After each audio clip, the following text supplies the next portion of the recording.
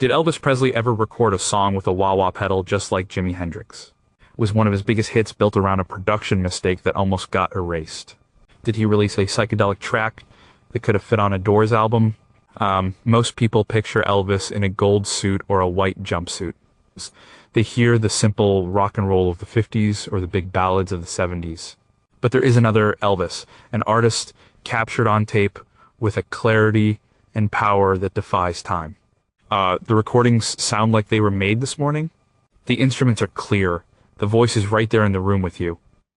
This is not about the historical importance of his music.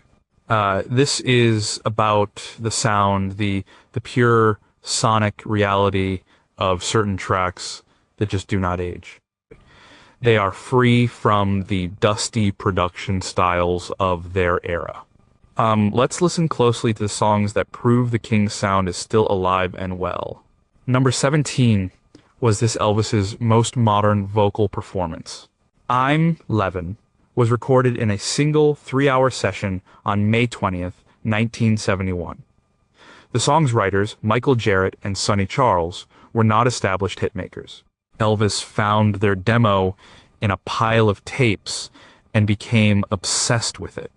He played it over and over, determined to capture its unique, melancholic mood.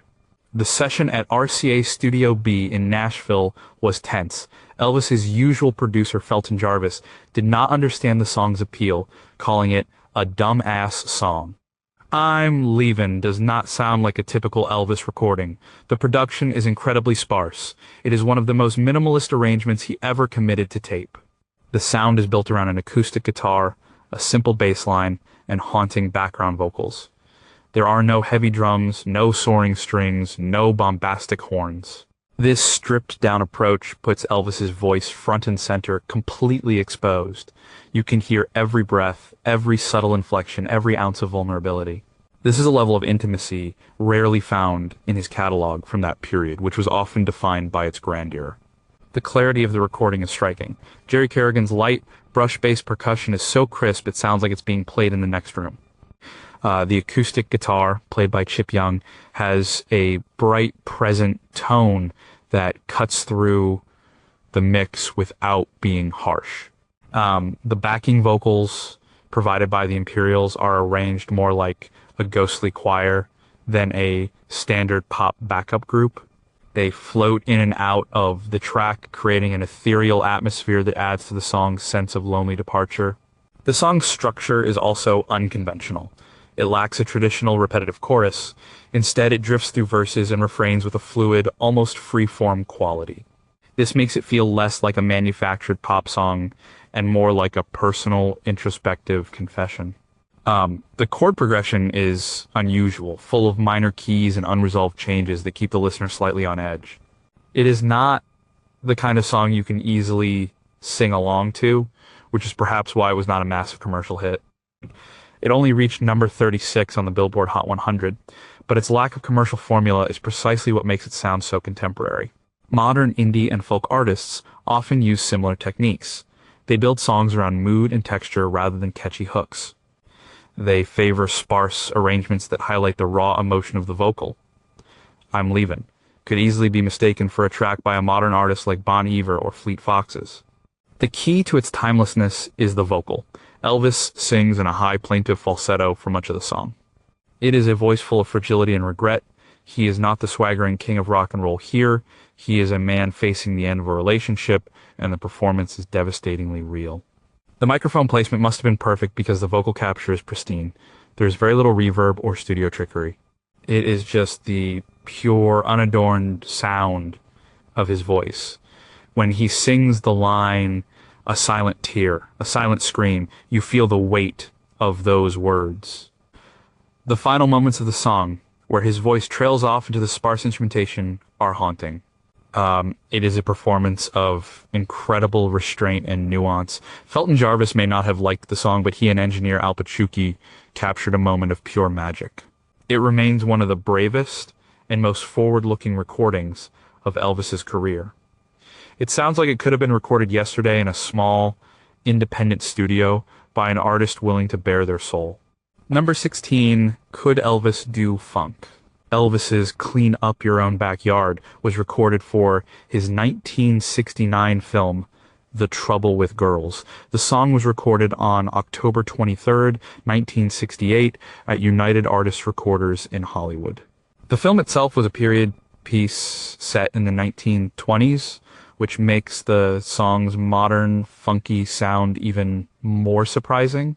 The track was written by Mac Davis and Billy Strange, the same team that would later give Elvis the hit A Little Less Conversation. This song is a perfect example of how Elvis could absorb and reinterpret contemporary sounds. By 1968, funk music was beginning to emerge as a dominant force thanks to artists like James Brown and Sly and the Family Stone. Clean Up Your Own Backyard taps directly into that energy. The most modern sounding element is the bass line. It is not the simple root note thumping of early rock and roll. This is a syncopated melodic bass line that drives the entire track. It has a growl and a presence that feels completely contemporary. The drums lock in with the bass, creating a tight, infectious groove. The hi-hat is crisp and precise, and the snare has a satisfying crack. This is not the sound of a 1960s movie tune-up. This is the sound of a serious funk jam. The song also features a prominent horn section, but unlike the sweet orchestral horn arrangements of his earlier work, these are punchy, staccato funk horns. They punctuate the rhythm and add a layer of gritty energy.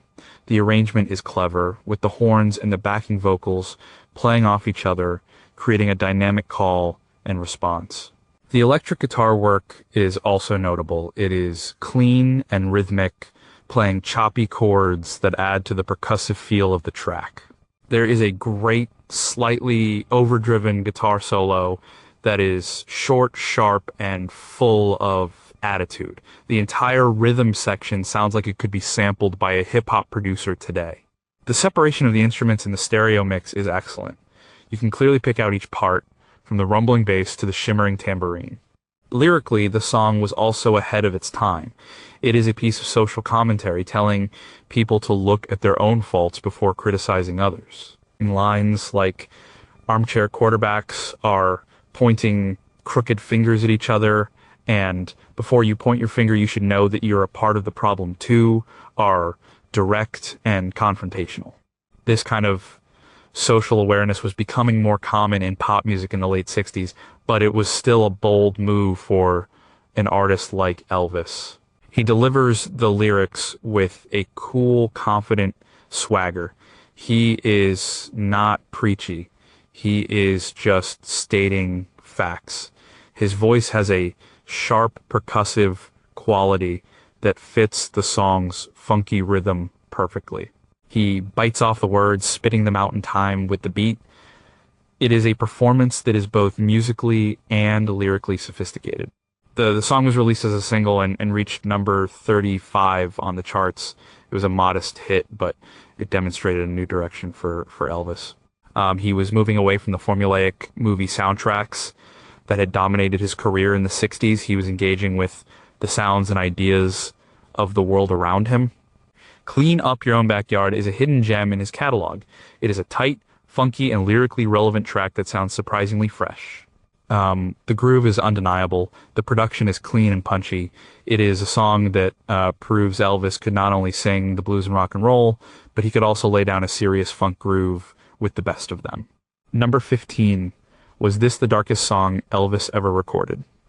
Long Black Limousine was the very first song Elvis recorded during his legendary 1969 sessions at American Sound Studio in Memphis.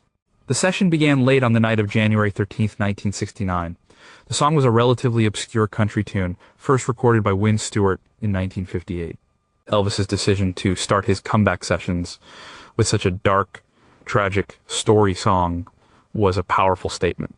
The sound of this recording is what makes it timeless. Producer Chips Moman and his house band, the Memphis Boys, created a sound that was raw, soulful, and deeply atmospheric. The recording quality is immaculate. It has a you-are-in-the-room presence that is still startling to hear. The song begins with a simple, mournful electric guitar riff played by Reggie Young. The tone is clean but drenched in reverb, creating a sense of space and loneliness. And then the bass comes in, Tommy Cogbill's bass line is not just a rhythmic anchor. It is a counter melody full of melodic runs and slides that add to the song's emotional weight. It is high in the mix, a signature of the American sound style, and it gives the track a modern bottom-heavy feel. Gene Chrisman's drumming is a masterclass in restraint. He uses subtle cymbal work and a slow, steady backbeat that feels like a funeral march. Each snare hit echoes in the space, adding to the somber mood. The organ, played by Bobby Emmons, swells in the background, providing a church-like atmosphere that enhances the song's gospel undertones. The production is dense, but not cluttered. Every instrument has its own space in the mix. You can hear the pick on the guitar strings and the subtle buzz of the bass amp. This level of sonic detail was rare in 1969, and it helps the recording transcend its era, but the centerpiece of Long Black Limousine is Elvis's vocal performance. It is, without exaggeration, one of the most powerful and emotional recordings of his entire career. He completely inhabits the character of the narrator, a man watching the love of his life return to their hometown in a hearse. He sings with a raw, gospel-infused passion that is almost overwhelming. The session was reportedly intense. And Elvis sang the song over and over, pushing his voice to its limits. He sang with the lights down low, getting lost in the song's tragic narrative. You can hear the pain in his voice as he describes the big, long, fancy car and the crowd of people standing around, staring sad and silent. The dynamic range of his vocal is incredible. He starts softly, almost whispering the opening lines. But as the song builds, his voice swells with power and anguish. By the climax of the song, he is screaming the lyrics, his voice cracking with emotion. You're riding in a long black limousine, he wails, holding the note for what seems like an eternity. It is a raw, uninhibited performance, free of any artifice. The engineers at American Sound captured it perfectly. The vocal is right at the front of the mix, with just a touch of natural room echo. There are no effects to hide behind. It is just the pure, unvarnished sound of a master vocalist at the peak of his powers, pouring his heart and soul into a song. It is this raw, emotional honesty combined with the pristine, soulful production that makes Long Black Limousine sound like it was recorded yesterday. It is a dark, devastating, and utterly timeless piece of music. Number 14, how did a Chuck Berry song become a 70s powerhouse? Elvis recorded Promised Land on December 15th, 1973 at Stax Records in Memphis. This was a significant choice of location. Stax was the home of soul legends like Otis Redding and Sam and Dave. The session was fraught with difficulty. Elvis was reportedly in a bad mood, and the initial recordings lacked energy. The song, a classic rock and roll travelogue written and first recorded by Chuck Berry in 1964, was in danger of falling flat. What turned it around was the sheer power of the musicians and a killer arrangement. The version of Promised Land that Elvis cut sounds nothing like the lean, stripped down rock and roll of the 50s or 60s. This is a full-throttle 1970s rock anthem. The production is big, loud, and incredibly punchy. The key to its modern sound is the rhythm section. The drumming by Ronnie Tutt is thunderous. He drives the song forward with a relentless, powerful beat. The snare drum has a fat, cracking sound that cuts through the mix, and his fills are explosive. The bass, played by Donald Duck, Dunn of Booker T and the MGs on some of the Stax sessions, or Emery Gordy Jr., is thick and muscular. It locks in with the drums to create a formidable groove. The guitars are loud and distorted, a far cry from the clean tones of Scotty Moore. And James Burton, Elvis's longtime lead guitarist, delivers a blistering, high-energy solo that combines country licks with rock and roll attitude. The piano, played by David Briggs, is not just providing chords, it is a lead instrument, pounding out rock and roll riffs that add to the song's chaotic energy. The recording is dense with instrumentation, but the mix is surprisingly clear. Engineer Al Pachucki managed to capture the energy of a live performance while keeping each instrument distinct. You can feel the air moving from the amplifiers. Over this wall of sound, Elvis delivers one of his most powerful and energetic vocal performances of the 1970s. His voice is strong and clear, cutting through the dense arrangement with ease. He sounds like he is having the time of his life, tearing through Chuck Berry's clever, word-twisting lyrics about a journey from Norfolk, Virginia to the promised land of California. He adds his own grunts, growls, and ad-libs, making the song completely his own.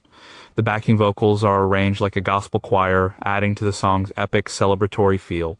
The song was later overdubbed in Nashville, adding more layers of instrumentation, including a horn section. But the core power of the track was captured live on the floor at Stax. The final product is a sonic assault. It is a perfect fusion of rock and roll, soul, and country, played with the kind of power and precision that would become the hallmark of 70s arena rock.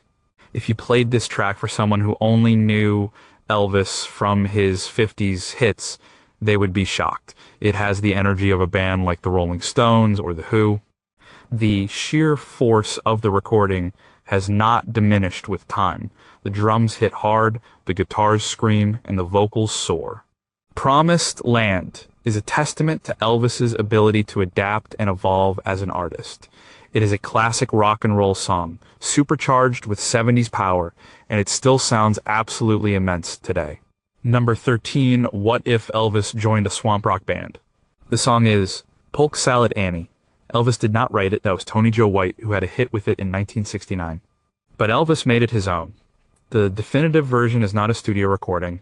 It is live from the documentary Elvis, That's the Way It Is, filmed in August 1970 at the International Hotel in Las Vegas.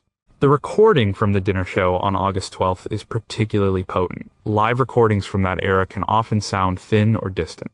Not this one. The sound is incredibly direct and powerful. The reason it sounds so modern is the band. The TCB Band was a collection of some of the finest musicians in the world. James Burton on lead guitar, Jerry Sheff on bass, Ronnie Tutt on drums, and Glenn D. Harden on piano. They were a rock and roll powerhouse, and on Polk Salad Annie, they unleashed their full force. The star of the sonic show is Jerry Sheff's bass. His playing on this track is legendary among bass players. He plays a driving, funky, almost menacing bass line that is high in the mix. It is distorted and aggressive, with a growl that sounds more like something from a 90s rock band than a 70s Vegas show. His interplay with Ronnie Tutt's drums is telepathic. Tutt is a force of nature, laying down a heavy, swampy groove that is both complex and powerful. The snare and kick drum are recorded with a punch and clarity that is breathtaking. James Burton's guitar work is equally brilliant. He uses a dirty, overdriven tone, playing funky, percussive licks that perfectly complement the rhythm section. His solo is a burst of frantic, bluesy energy. The mix of the live recording is fantastic. You can hear the separation between the instruments, and the band sounds huge. The horns and orchestra add another layer of power, but the core of the sound is the raw four-piece rock band. They sound less like a Vegas show band and more like a gritty southern rock group like Creedence Clearwater Revival or Lynyrd Skynyrd. And then there is Elvis. His performance is electrifying. He is fully invested in the song's swampy southern gothic narrative. He talks his way through the verses, his voice low and menacing. He tells the story of the miserable, worthless family and the girl who carried a tow sack on her back. His timing is impeccable, playing with the rhythm, drawing out words, and adding his signature grunts and asides.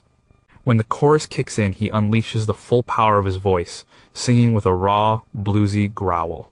He ad-libs, interacts with the band, and works the audience into a frenzy. You can hear the energy in the room. This is not a polished, sterile performance. It is raw, sweaty, and dangerous. The karate moves Elvis was famous for at the time were an integral part of his performance of this song. He would punctuate the breaks in the music with chops and kicks, and the band would respond with explosive musical stabs. This physical energy translates directly into the recording. You can hear the intensity and the sheer physical effort he is putting into the performance. It is this combination of a killer band playing a heavy, funky groove, a fantastic live recording, and a frontman giving a supercharged performance that makes Polk Salad Annie sound so vital and contemporary. It is a blast of raw swamp rock energy that has lost none of its power. Number 12. How did Elvis create a haunting, minimalist masterpiece? In the summer of 1969, Elvis was at the International Hotel in Las Vegas, rehearsing for his first live engagement in over 8 years. During these rehearsals, which were recorded, he and the band worked through dozens of songs, experimenting with arrangements and trying to find the right set list. One of the most stunning recordings to emerge from this period was a version of the Bee Gees' song Words. The Bee Gees' original version was a polished pop hit. Elvis's rehearsal version is something else entirely. It is a stripped-down, raw, and incredibly intimate performance. The recording quality is surprisingly good for a rehearsal tape. It has a fly-on-the-wall feel that is completely captivating. The arrangement is simple. Elvis on acoustic guitar and vocals backed by a subtle electric guitar, bass, and light percussion. The focus is entirely on the song and the vocal performance. What makes this recording sound so timeless is its raw honesty. There is no studio polish, no orchestra, no backing singers. It is the sound of musicians in a room finding their way through a song. And Elvis's acoustic guitar playing is simple but effective, providing the song's rhythmic and harmonic foundation. The electric guitar adds delicate atmospheric fills, while the bass provides a warm melodic anchor. The drumming is barely there, just a light touch on the cymbals to keep time. This minimalist approach creates a sense of space and intimacy that is often missing from his more heavily produced studio recordings. Elvis's vocal is the heart of the recording. He sings with a quiet, reflective intensity. The song is about the failure of communication in a relationship, and Elvis conveys the lyric's sense of sadness and regret with profound depth. He is not performing for a large audience, he is singing for himself. You can hear the concentration in his voice, the way he phrases each line, the subtle cracks and imperfections that make the performance so human and relatable. He sings the line, "It's only words, and words are all I have, to take your heart away," with a genuine sense of longing. It is a performance of incredible subtlety and nuance. The audio quality itself contributes to the modern feel. Because it is a simple recording of a small group of musicians, there is a clarity to the sound that is often lost in more complex productions. You can hear the sound of the room, the buzz of the amplifiers, the small, unscripted interactions between the musicians. It feels real and immediate. This kind of raw demo tape aesthetic has become very popular with modern artists. There is an entire genre of music, often called lo-fi, that celebrates this kind of unpolished, honest sound. This rehearsal recording of Words was not officially released until many years after it was made. It was a private moment, a glimpse into the creative process of one of the world's biggest stars. But it is precisely this lack of commercial intent that makes it so powerful. It is a pure, unadorned piece of music. It is a reminder that behind the gold suits and the Hollywood movies, Elvis was a deeply gifted musician with an incredible ability to connect with a song on an emotional level. Listening to this recording is like sitting in the rehearsal room with him. It is a timeless, haunting performance that sounds as fresh and moving today as it did in that Las Vegas hotel room in 1969. Number 11. Could Elvis out-sing an orchestra? If I Can Dream was the dramatic finale of Elvis's 1968 television special, often referred to as the 68 Comeback Special. The song was written specifically for the show by Walter Earl Brown at the request of the show's producer, Steve Binder. Binder wanted a song with a message of hope and unity to close the show, reflecting the turbulent social and political climate of 1968, a year marked by the assassinations of Martin Luther King Jr. and Robert F. Kennedy. Elvis, deeply moved by these events, embraced the song completely. The recording session took place on June 23rd, 1968, at Western Recorders in Hollywood. The recording itself is a technical marvel. It is a huge production, featuring a full orchestra, a gospel choir, and Elvis's live vocal. The clarity and power of the recording are what make it sound so timeless. Modern recordings often use digital tools to achieve this kind of power, but this was done with analog tape and pure performance. The orchestral arrangement is immense. The strings swell, the brass fanfares, and the timpani rolls like thunder. But despite the scale of the production, it never overwhelms the vocal. The engineering is superb, creating a soundscape that is both epic and intimate. The key to the song's enduring power is Elvis's vocal. He reportedly recorded it in a dark studio, singing multiple takes with a passion and intensity that left everyone in the room stunned. This was not the light, pop-oriented Elvis of the movie years. This was a man singing for his life, pouring every ounce of his being into the lyrics. The vocal is captured with incredible fidelity. It is raw, powerful, and completely committed. You can hear the strain in his voice as he pushes it to its upper register, the desperation as he pleads for a better land where all my brothers walk hand in hand. The dynamic arc of the song is what gives it its modern cinematic feel. It starts quietly, with Elvis singing over a simple piano and string arrangement. His voice is gentle, almost prayer-like. But as the song progresses, it builds in intensity. The drums kick in, the orchestra swells, and the gospel choir enters, adding a layer of spiritual fervor. By the song's climax, Elvis is singing at the absolute top of his range, his voice a beacon of hope and defiance against the storm of the orchestra. The final section, where he repeats the phrase, "If I can dream," is one of the most powerful moments in his entire recorded legacy. His voice soars over the massive arrangement, full of passion and conviction. The performance captured on the television special is even more iconic. Dressed in a white suit, standing in front of his name in giant red letters, Elvis delivered the song with a physical intensity that matched his vocal. He gestured, he fell to his knees, he poured sweat. It was a performance that announced to the world that he was back, and he was more relevant than ever. But it is the studio recording that truly stands the test of time from a sonic perspective. The balance between the raw, emotional vocal and the polished, powerful orchestra is perfect. It has the epic scale of a modern movie soundtrack and the raw soul of a classic gospel recording.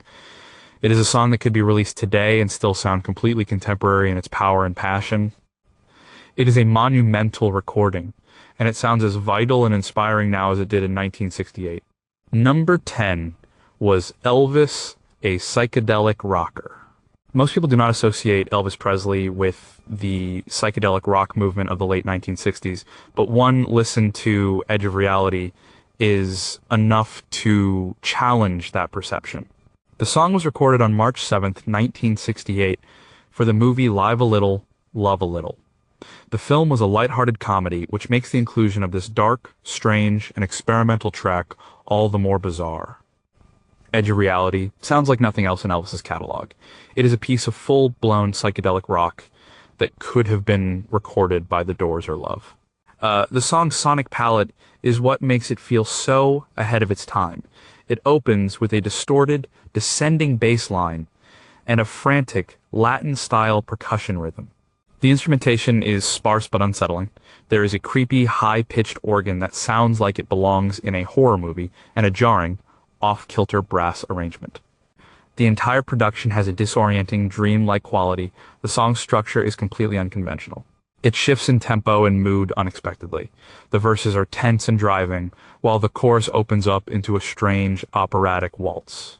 The lyrics are surreal and impressionistic, with lines like, "A world that's cloudy and gray, on a dark and stormy day, and I walk along a thin line, darling, between love and hate." This is a far cry from Teddy Bear or Return to Sender. Elvis's vocal performance is as experimental as the music. And he sings in a deep, dramatic baritone, his voice full of a theatrical menace. He sneers, he growls, he soars into a powerful falsetto. It is a truly uninhibited performance, perfectly suited to the song's strange, hallucinatory atmosphere. The recording quality is excellent, capturing the weirdness of the arrangement with startling clarity. The bass is deep and menacing, the percussion is sharp and clear, and the brass stabs cut through the mix like a knife. One of the most modern-sounding elements of the track is the use of studio effects. There is a heavy use of reverb and echo, which adds to the song's cavernous, psychedelic sound. The backing vocals are arranged in a strange, dissonant harmony, chanting "Edge of Reality," like a ghostly Greek chorus. The song builds to a chaotic climax, with Elvis's voice soaring over the clashing instruments before ending abruptly. Edge of Reality was not a hit. It was released as the B-side to If I Can Dream, and largely ignored at the time. But it has since been rediscovered and hailed as one of Elvis's most adventurous and forward-looking recordings. It is a song that shows he was not living in a creative bubble. He was aware of the musical experimentation that was happening around him and was willing to take risks. In 2002, the song found a new audience when it was remixed by Junkie the 40th for a Nike advertising campaign, proving its enduring, edgy appeal. The original recording, however, needs no modern remix to sound fresh. It is a weird, wonderful, and genuinely psychedelic track that still sounds like it is from another dimension. It is proof that even in the midst of his movie career, Elvis was capable of creating something truly strange and timeless. At number 9, Can a Sad Song Be Funky? Kentucky Rain was another masterpiece to emerge from the 1969 American Sound Studio sessions. Recorded on February 19, 1969, the song was written by Eddie Rabbitt and Dick Hurd. It is a story song, a mini-drama about a man searching for his lost love in the cold, wet Kentucky countryside. What makes this recording so enduring is the perfect blend of a heartbreaking narrative with a surprisingly funky and sophisticated musical arrangement. The production by Chips Moman is, once again, flawless. The song has a rich, detailed sound that feels incredibly modern. The track is driven by one of the most iconic piano riffs in Elvis's catalog, played by Ronnie Milsap. The piano part is not just simple chords. It is a complex, syncopated, and soulful performance that provides the song's main melodic hook. The piano sound itself is beautiful, bright, clear, and percussive. The rhythm section of the Memphis Boys is on top form. Gene Chrisman's drumming is a perfect example of taste and power. He plays with a subtle, shuffling groove in the verses, then unleashes powerful fills to punctuate the choruses. The snare sound is crisp, and the cymbals shimmer. Tommy Cogdill's bass line is, as always, a thing of beauty. It is melodic and funky, providing a perfect counterpoint to the piano and vocals. The bass is prominent in the mix, giving the track a solid modern foundation. The arrangement is layered and dynamic. There are soulful backing vocals, a subtle horn section, and a beautiful string arrangement that adds to the song's cinematic quality. You know, one of the most distinctive sounds in the song is the use of a vibraslap, a percussion instrument that creates a rattling sound, which is used to simulate the sound of thunder or rain. All these elements are woven together in a mix that is both dense and clear. You know, every instrument can be heard, and the overall sound is warm and immersive. Elvis's vocal performance is a masterclass in storytelling. He sings with a palpable sense of urgency and desperation. He is not just singing the lyrics, he is living them. You can feel his exhaustion and his heartbreak as he describes walking in the cold Kentucky rain. His voice is powerful and controlled, moving effortlessly from a soft, intimate delivery in the verses to a full-throated, passionate plea in the choruses. The way he sings the line, "But I love her and I've got to find her," is a moment of pure, raw emotion. The song's structure is also very effective. It builds in intensity, mirroring the narrator's increasingly desperate search. The final section of the song, where Elvis ad-libs over the driving rhythm, is electrifying. He repeats the phrase, "Kentucky rain," his voice filled with a mixture of hope and despair. The song fades out on the sound of the piano and the rain, leaving the listener to wonder if the narrator ever found his love. It is this combination of a compelling story, a flawless vocal performance, and a sophisticated, soulful, and funky arrangement that makes Kentucky Rain a timeless classic. It is a sad song. You can tap your feet to. The production is so rich and the groove so deep that it sounds like it could have been recorded by a modern soul or R&B artist. It is a perfect pop soul recording. Number 8, how do you remake a classic and make it your own? Mystery Train was one of Elvis's final recordings for Sun Records in Memphis. The session took place on July 11th, 1955. The song was originally a blues song written and recorded by Junior Parker in 1953. Parker's version is a slow, mournful blues, and Elvis's version is something entirely different. It is a piece of proto-rockabilly that feels both ancient and futuristic. The reason this 1955 recording sounds so incredibly fresh is the production of Sam Phillips and the revolutionary sound he created at Sun Studio. And Phillips was a sonic pioneer, and on Mystery Train, he crafted a sound that was minimalist, atmospheric, and full of space. The recording is essentially a trio: Elvis on vocals and rhythm acoustic guitar, Scotty Moore on electric guitar, and Bill Black on upright bass. There are no drums. The absence of drums is key to the track's timeless quality. It forces the other instruments to carry the rhythm and creates a lean, uncluttered sound. The most famous element of the Sun sound is the slapback echo. Phillips used 2 tape recorders to create a short, single repeat echo that he applied to Elvis's voice and Scotty Moore's guitar. This effect gives the recording a sense of depth and mystery. It makes Elvis's voice sound bigger, more ethereal. The echo is not just a technical trick, it is an integral part of the song's atmosphere. It is the sound of a voice echoing down the railroad tracks in the dead of night. This use of echo was revolutionary at the time and has been endlessly imitated since. It still sounds cool today. Scotty Moore's guitar playing on this track is a masterclass in rockabilly guitar. He plays a hypnotic, finger-picked riff that mimics the sound of a train. His tone is clean, but with a slight edge to it. His playing is incredibly precise and inventive. He is not just playing chords, he is weaving a complex tapestry of notes that perfectly complements Elvis's vocal. Bill Black's upright bass provides the song's driving pulse. He plays a slap bass style, pulling the strings and letting them snap back against the fingerboard, creating a percussive sound that serves the function of a drum kit. You can hear the wood of the bass, the click of the strings.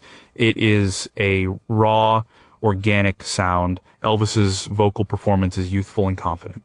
He sings with a light, almost floating quality that is perfectly suited to the song's ghostly theme. He sounds both innocent and knowing. The recording captures the youthful energy and excitement of early rock and roll in its purest form. The song famously ends with Elvis laughing. It is a moment of pure, unscripted joy that adds to the recording's sense of immediacy. The overall sound of Mystery Train is a perfect example of less is more. Sam Phillips used simple technology and a small group of musicians to create a sound that was bigger and more evocative than many of the heavily orchestrated recordings of the era. The space in the recording is as important as the notes. It is a sound that has never gone out of style. You can hear its influence in everything from psychobilly to minimalist indie rock. Listening to Mystery Train today is like listening to the birth of a new musical language. It is raw, mysterious, and utterly timeless. Number 7, could a movie song be a funk anthem? Like Clean Up Your Own Backyard, A Little Less Conversation was written by Mac Davis and Billy Strange. The original version was recorded on March 7th, 1968 for the movie Live a Little, Love a Little. This is the version that sounds so incredibly modern, long before its 2002 remix by Junkie the 40th brought it back to global prominence. The 1968 original is a slice of pure, unadulterated funk rock. The most striking element is the bass line. It is a busy, syncopated, and incredibly funky line that bubbles and pops throughout the track. It is the song's driving force, and it is recorded with a clarity and punch that sounds completely contemporary. The drums are tight and powerful, with a heavy emphasis on the snare and hi-hat, creating a crisp, danceable groove. The guitar work is also a standout. There are multiple guitar parts, including a clean, choppy rhythm guitar playing funk chords, and a lead guitar that plays sharp, bluesy licks. One of the most unique elements is a fuzzy, distorted guitar that plays a recurring riff. This aggressive, almost psychedelic guitar tone was very unusual for an Elvis recording at the time and adds to the song's edgy, modern feel. The horn section is used to great effect, playing short, powerful stabs that punctuate the rhythm. The arrangement is tight and economical. There is not a wasted note. Every instrument has its place and contributes to the overall groove. Elvis's vocal is cool and commanding. He delivers the lyrics with a playful swagger. The song's message is simple and direct: stop talking and start acting. He sings with a percussive, rhythmic style that fits the song's funky feel perfectly. He is not crooning. He is riding the groove. The backing vocals provided by the Blossoms are fantastic. They provide soulful responses to Elvis's lead vocal, adding to the song's call and response structure. The overall sound of the recording is a revelation. It is a world away from the bland movie soundtracks Elvis was often saddled with in the 60s. This is a tough, gritty, and genuinely funky track. The production is clean and powerful. The stereo separation is excellent, allowing you to hear the interplay between the different instruments. It is a recording that could have been made by a band like the Meters or Sly and the Family Stone. It is hard to understand why this version was not a massive hit at the time. It was relegated to a B-side in a movie soundtrack. It was ahead of its time.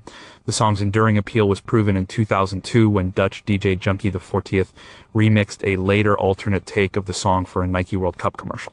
That remix went to #1 in over 20 countries, but the power of the track was always there in the original 1968 recording. The groove was always infectious, the bass line was always killer, and the vocal was always full of attitude. The original A Little Less Conversation is a perfect example of Elvis's ability to tackle any genre of music and make it his own. It is a funk rock gem that has lost none of its swagger. Number 6, What Does Pure Joy Sound Like? By 1972, Elvis was a touring machine, playing to sold-out arenas across the country, but he had not had a top 10 hit in the US for over 2 years. That all changed with Burning Love. The song was recorded on March 28th, 1972 at RCA's Hollywood Studios. It was written by Dennis Lind and had been previously recorded by country soul artist Arthur Alexander. Elvis was reportedly reluctant to record the song, but was persuaded by his producer Felton Jarvis and his friend Red West. Burning Love is a sonic explosion. It is a blast of pure, high-energy rock and roll. The reason it sounds so fresh is its raw, live-off-the-floor energy. The recording sounds like a band at the peak of its powers, just letting loose in the studio. The track is driven by a pounding, relentless rhythm section. Ronnie Tutt's drumming is a force of nature. He plays with a power and precision that is simply breathtaking. The drum sound is huge, the kick drum thumps, and the snare cracks like a whip. Emery Gordy Jr.'s bass playing is a revelation. He plays a driving, melodic bass line that is the song's secret weapon. It is high in the mix and provides a powerful, funky counterpoint to the main riff. The guitar riff, played by James Burton, is one of the most iconic in rock and roll history. It is a simple, catchy, and incredibly effective riff that is instantly recognizable. John Wilkinson's rhythm guitar provides a solid, chunky foundation. The piano pounds away, adding to the song's chaotic energy. The recording is dense and loud, but the mix is clear enough to hear all the individual parts. It has the energy and power of a classic Rolling Stones or Faces track. Elvis's vocal is a tour de force. He sounds completely re-energized. He tears into the song with a joy and abandon that is infectious. He growls, he shouts, he hiccups, he ad-libs. He sounds like he is having the time of his life. The backing vocals provided by J.D. Sumner and the Stamps Quartet add to the song's celebratory, gospel-inflected feel. Their deep bass vocals provide a powerful anchor, while the higher voices soar above the mix. The song's structure is simple and effective. It is a classic verse, chorus, rock and roll song, but it is played with such energy and conviction that it feels like a force of nature. The song builds to a fantastic false ending where the band drops out and then comes crashing back in for one final glorious chorus. It is a classic rock and roll trick, and it works perfectly. Burning Love became Elvis's last major hit, reaching number 2 on the Billboard charts. It was a powerful reminder that he could still rock with the best of them. The recording captures a moment of pure, unadulterated joy. It is the sound of a great band and a great singer firing on all cylinders. There is no deep message or complex arrangement. It is just 3 minutes of pure, high-octane rock and roll, and that is why it will never sound dated. The feeling of joy and energy it creates is universal and timeless. It is the sound of a hunk of burning love, and it still sounds white-hot today. Number 5, can a pop song be a protest song? In the Ghetto was another landmark recording from the 1969 American Sound Studio sessions. Recorded on January 20th, 1969, the song was written by the same Mac Davis who had penned A Little Less Conversation. The decision to record and release this song was one of the boldest moves of Elvis's career. It was a narrative song about the cycle of poverty and violence, a topic that was a world away from his usual fare of love songs and rock and roll. The production on In the Ghetto is a masterclass in subtlety and taste. Chips Moman and the Memphis Boys created a sound that is both beautiful and haunting. The recording is incredibly clean and detailed. It has a clarity that allows the story to take center stage. The song opens with a delicate, arpeggiated acoustic guitar figure played by Reggie Young. This simple repeating pattern sets a somber, reflective mood. The rhythm section is understated but effective. Gene Chrisman's drumming is soft and shuffling, using brushes for much of the track. Tommy Cogbill's bass line is simple and melodic, providing a warm, foundational pulse without ever becoming intrusive. Bobby Wood's piano adds gentle, gospel-tinged chords that enhance the song's emotional depth. The arrangement is built up with layers of instrumentation, including a beautiful string section and a subtle female backing choir. But these elements are used with great restraint. They support the vocal and the narrative without ever overpowering them. The star of the show is Elvis's vocal. It is a performance of incredible sensitivity and empathy. He sings the story of the young boy born in the Chicago ghetto with a quiet, compassionate dignity. And there is no melodrama, no over-singing. He is a narrator, a storyteller, and he lets the power of the lyrics speak for themselves. His diction is perfect. Every word is clear, every emotion is conveyed with a subtle inflection. When he sings the final lines, and his hungry little boy is crying, in the ghetto, the effect is devastating. It is a performance that is both heartbreaking and thought-provoking. The sonic quality of the recording is what makes it feel so contemporary. The acoustic guitar is bright and present, the bass is warm and round, the strings are lush and detailed. And Elvis's voice is captured with a startling intimacy. It sounds like he is in the room with you, telling you this sad story. The mix is perfectly balanced. There is a sense of space and air in the recording that is often missing from the more densely produced records of the era. In the Ghetto was a massive worldwide hit. It was a song that reestablished Elvis as a serious contemporary artist. It proved that he could tackle difficult subject matter with intelligence and grace. The song's message is, sadly, as relevant today as it was in 1969. And the recording itself has not aged a day. Its clean acoustic bass production and its powerful, understated vocal performance make it sound like it could have been recorded by a socially conscious singer-songwriter today. It is a beautiful, tragic, and utterly timeless recording. Number 4, how do you follow up a comeback? After the massive success of the '68 comeback special, the pressure was on Elvis to deliver a follow-up that was just as powerful. He did this by going back to his roots in Memphis, but not to Sun Studio. He went to American Sound Studio to work with producer Chips Moman and his legendary house band, the Memphis Boys. The result was the album From Elvis in Memphis, an album that many consider to be the finest of his career. One of the standout tracks, a raw and powerful blues number, was Stranger in My Own Hometown. The song was recorded on February 17th, 1969. It was written by Percy Mayfield and is a classic tale of a man who feels like an outsider in the place he was born. The recording is a blast of raw, bluesy energy. It sounds less like a polished studio recording and more like a late-night jam session in a smoky club. The production is gritty and immediate. The band is on fire. The track is driven by a rollicking barrelhouse piano played with wild abandon by Bobby Wood. The piano sound is fantastic, bright, percussive, and slightly distorted. The rhythm section is locked in a deep, swinging groove. Gene Chrisman's drumming is loose and powerful, and Tommy Cogbill's bass line walks and slides with a confident swagger. The guitars are raw and bluesy, playing sharp, biting licks. The horn section adds a layer of soulful power, playing punchy call and response figures with the vocal. The entire band sounds like they're having a great time. The energy is palpable. Elvis's vocal performance is one of his most uninhibited. He sings with a raw, bluesy growl. He sounds like he is possessed by the spirit of the song. He ad-libs, he shouts, he laughs. It is a performance full of attitude and personality. He is not just singing the blues, he is living it. You can hear the grin on his face as he spits out the lyrics. The vocal is captured with a raw, in-your-face presence. There is a slight distortion on his voice at times, not from a studio effect, but from the sheer power of his singing overloading the microphone. This is not a flaw, it is a feature. It adds to the recording's raw, live feel. The mix is dense and chaotic in the best possible way. The instruments all bleed into each other, creating a thick, powerful wall of sound.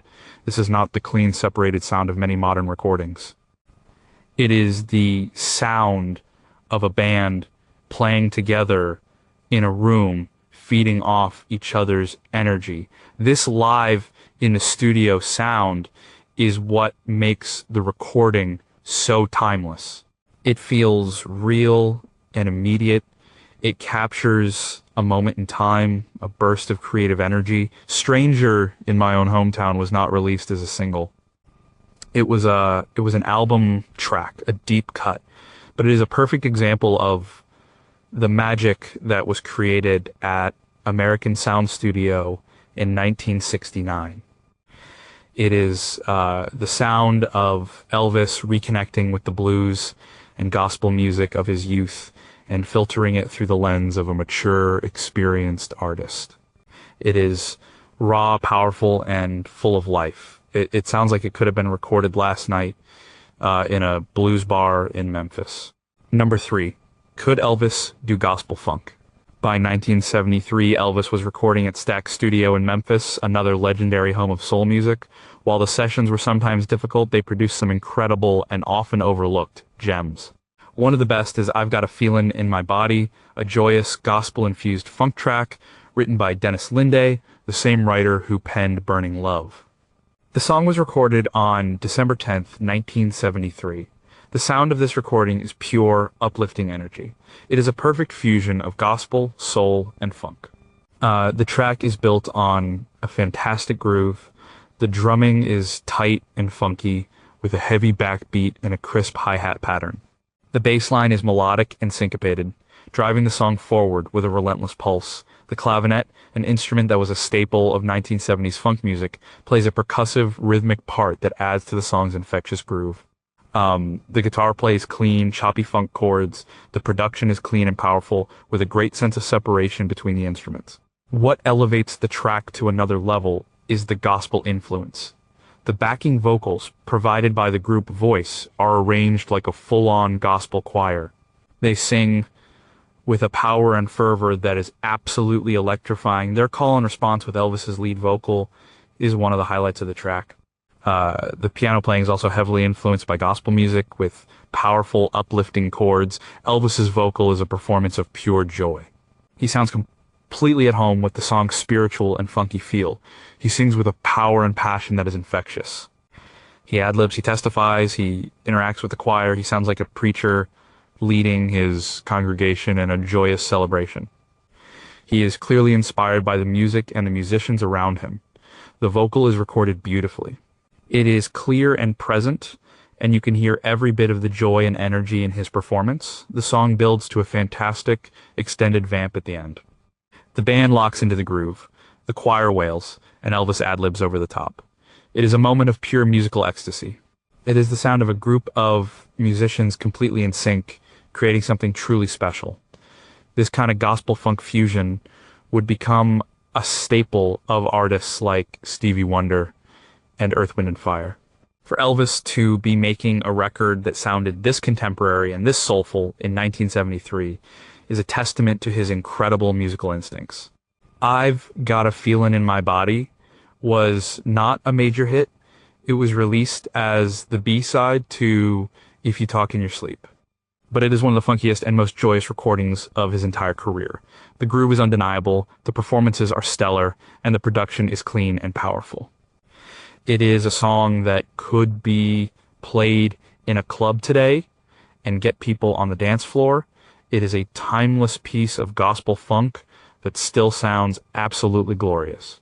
Number 2, what did a 1970s hit sound like in the future? Muddy Blue was one of the last major hits Elvis had in his lifetime. The song was recorded in the Jungle Room, Elvis's den at his Graceland home in February 1976. The title track of his final studio album, the song is a fascinating and surprisingly modern sounding piece of music. The song was written by Mark James, the same songwriter who had written Suspicious Minds. Muddy Blue is a unique blend of country, pop, and even a touch of disco. The production is what makes it sound so contemporary. The most prominent instrument is the bass. The bass line is a funky, melodic, and highly syncopated part that drives the entire track. It has a thick, round tone that is very reminiscent of the bass sound on 1970s funk and disco records. It is a world away from the simple root note bass lines of early rock and roll. The drumming is also very modern.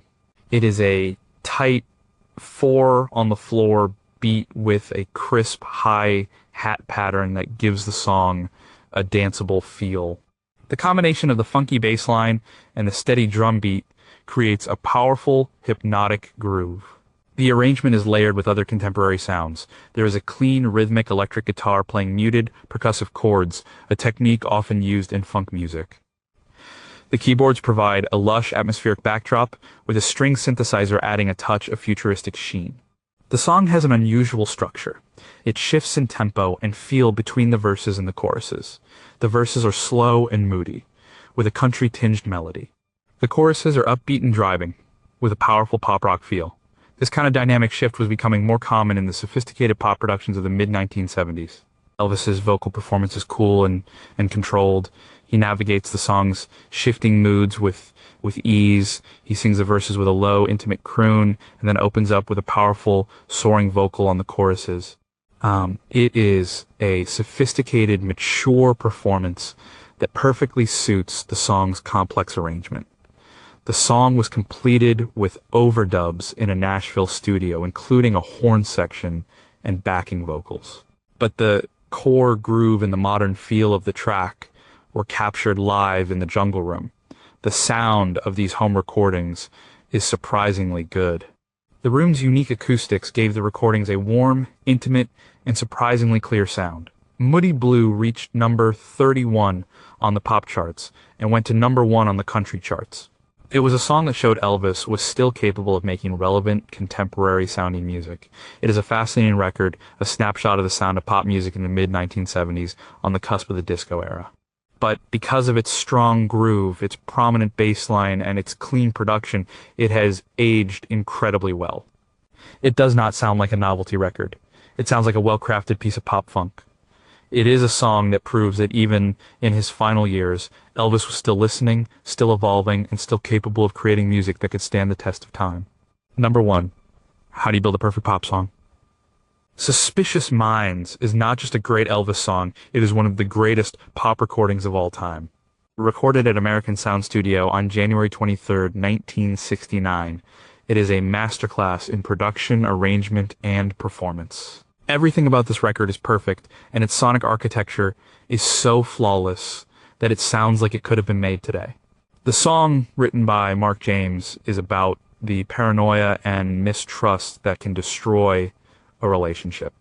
The music perfectly mirrors this lyrical tension. The production by Chips Moman is a work of genius. The sound is huge, dynamic, and incredibly detailed.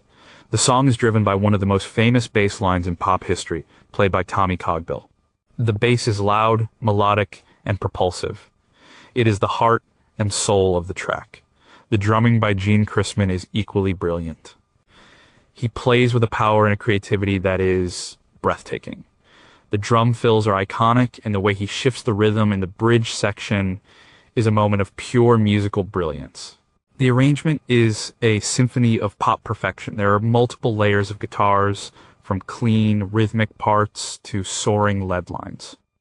There are two keyboard players, Bobby Wood on piano and Bobby Emmons on organ, creating a rich harmonic texture. The horn and string arrangements are epic, but they are used with incredible taste. They swell and recede, adding to the song's emotional drama without ever overwhelming it. The backing vocals, a combination of Elvis's regular group and the studio's house singers, are sublime. They provide a soulful counterpoint to Elvis's lead vocal, their voices weaving in and out of the track. Elvis's vocal performance is simply monumental. He sings with a passion and a power that is almost overwhelming. He perfectly captures the song's sense of desperation and paranoia. His voice moves from a soft, vulnerable plea in the verses to a full-throated, desperate cry in the choruses. The dynamic range of his performance is incredible. The vocal is recorded with a stunning clarity and presence. Feels like he is singing right in front of you. The song's structure is a work of art. It builds and builds, releasing tension and then building it again. The bridge section, where the tempo slows and the time signature changes, is a moment of pure genius. It provides a brief moment of reflection before the song explodes back into the powerful chorus, and then there is the famous false ending. The song fades out as if it is over, and then comes roaring back for one final glorious chorus. This was reportedly a creative choice by producer Chips Moomin, one that the record label initially disliked. But it is one of the most iconic moments in pop music history. It is a trick that still sounds fresh and exciting today. Listening to Suspicious Minds on a good sound system is a revelation. The stereo separation is incredible. You can hear every instrument in its own space. The bass and drums are in the center, a powerful, unified force. The guitars, keyboards, and horns are spread across the stereo field, creating a wide, immersive soundscape. The production is so clean and powerful that it puts many modern recordings to shame. It is a song that was created with analog technology, but it has a clarity and a punch that is timeless. It is the perfect marriage of a great song, a great singer, a great band, and a great producer. It is a landmark recording, a piece of music that transcends genre and era. It is, quite simply, perfect, and it sounds like it was recorded yesterday.